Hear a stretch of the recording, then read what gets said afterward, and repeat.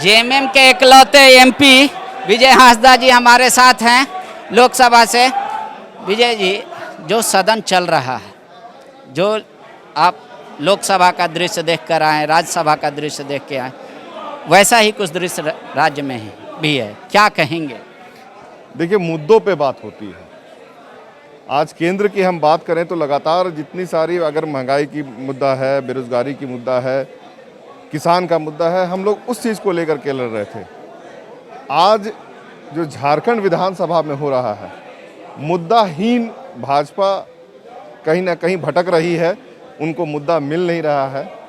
और ये आप पे तुष्टीकरण का आरोप लगा रहे हैं कि किसी एक खास धर्म के लिए क्यों कोई चीज़ कर रहे हैं। हालांकि उस पर आज समिति का गठन हो गया है, लेकिन ये काम तो सरकार फर्स्ट डे भी कर सकती है। एक बात है कि अगर किसी ने मांग की कि जगह चाहिए हमें अपना पूजा करने के लिए, तो दिया गया उन्हें। आप अगर किसी और धर्म के लोग, अगर जैसे मैं अगर आदिवासी क्रिश्चियन हूँ, अगर मैं बोलूँगा कि मुझे भी चाहिए, तो हमें भी वैसा जगह दिया जाएगा। लेकिन उसका राजनीतिकरण, मुद्दे से भटकने की वाली बात है कि आपको मुद्दा से कोई मतलब नहीं है। जाति और धर्म ही एकमात्र मुद्दा बीजेपी के पास है, जिसके वजह से वो लोग लड़ते हैं। उसके अलावा उनके पास कोई मुद्दा नहीं है। आज जो राज्य सरकार 2 साल में, कोरोना काल में जिस तरह का काम उन्होंने किया और लगातार आगे भी जिस तरह की नीतिगत फैसले लिए जा रहे हैं, झारखंड सरकार हेमंत जी के नेतृत्व में नीतिगत फैसले ले रही है, जो कि आने वाले समय का नींव रखेगा। बीजेपी को जो समय इतना लंबा अंतराल का दिया गया 20 साल के अंतर्गत, उन्होंने नीतिगत फैसलों पे कुछ काम नहीं किया। ये सिर्फ आपका जाके राम रहीम करते रह गए और आपका जाके गाय और ये गौ माता करते रह गए।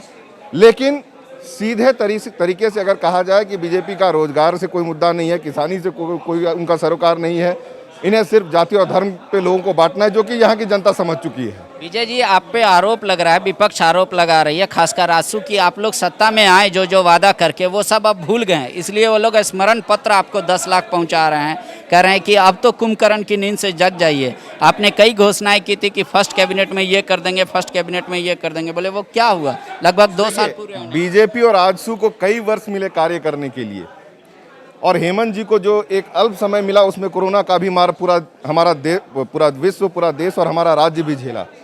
उसके बाद लगातार उनका अगर कार्यकाल को देखिएगा कि वो लगातार हर एक बिंदु पे काम करते जा रहे हैं। और अभी विपक्ष के पास मुद्दा बिल्कुल नहीं है, सिर्फ इसका राजनीतिकरण करने से कोई फायदा होने वाला है नहीं। मैं हमेशा कहता हूं, सकारात्मक सोच के साथ अगर आप आगे आते हैं तो आपकी बात सुनी जाएगी, वरना आपके पीछे समय बर्बाद करने के लिए हमारे सरकार के पास नहीं है।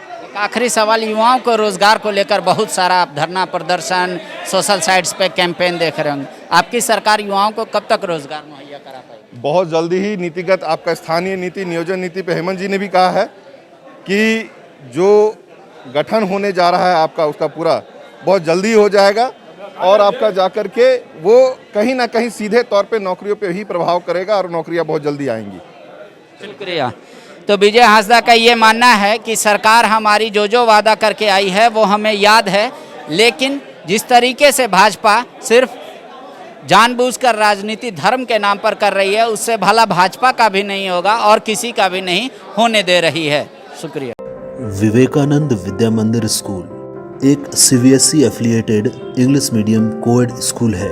हम शिक्षा के साथ संस्कार देते हैं। thefollowup.in Like, share and subscribe.